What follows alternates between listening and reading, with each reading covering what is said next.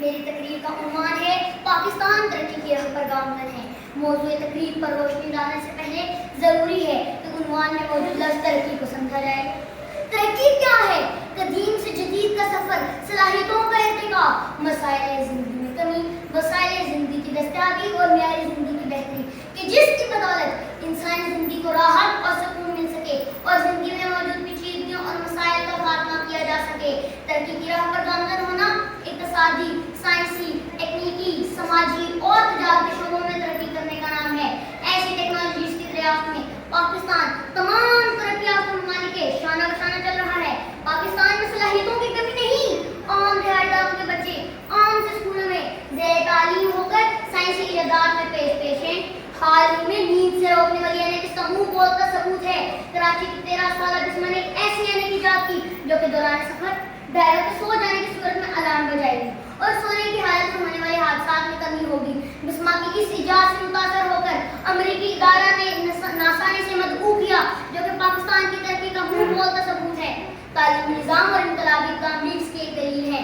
سائنسی مقابلہ جات میں دینی مدرسہ کے طلباء روبوٹکس مقابلہ جات میں پاکستان بھر میں اول آ چکے ہیں۔ یہ آزاد طلباء کے ایک مدرسے بیت الاسلام کو حاصل ہے۔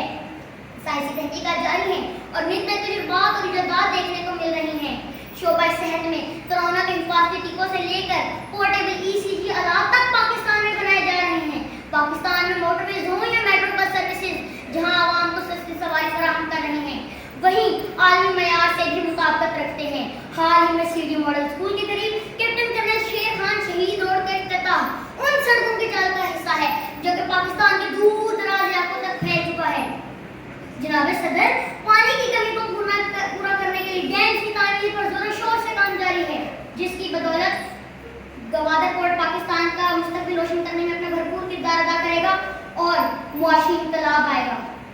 پاکستان دفاعی نظام میں ناقابل تسخیر بنتا جا رہا ہے اور خالی ٹینک سے لے کر JH-17 تھنڈر تک، طیارہ شکن گن سے لے کر جدید ترین ایٹمی آلات تک اس بات کا ثبوت ہے۔ ملک کا دفاعی نظام مضبوط ترین اور ناقابل تسخیر بنتا جا رہا ہے۔ جدید تعلیم میں کمپیوٹر کو خاص اہمیت حاصل ہے۔ الحمدللہ پاکستان بھی اس میدان میں کسی سے کم نہیں۔ اس میدان میں اشرف عبدالکریم رندھاوا ایک بین الاقوامی شخصیت کا درجہ رکھتی ہیں۔ پاکستان میں جدید کمپیوٹر کے استعمال اور مصنوعی ذہانت، یہ سب پاکستان کی ترقی کے ضامن ہیں۔ غرض ایسے اور کتنے منصوبے ہیں کہ جن کو گنوا سکتی ہوں، جو کہ اس بات کا ثبوت ہے کہ میرا ملک پاکستان ترقی کے راستے پر گامزن ہے اور انشاءاللہ مضبوط سے مضبوط تر بنے گا اور ہمیشہ سلامت رہے گا۔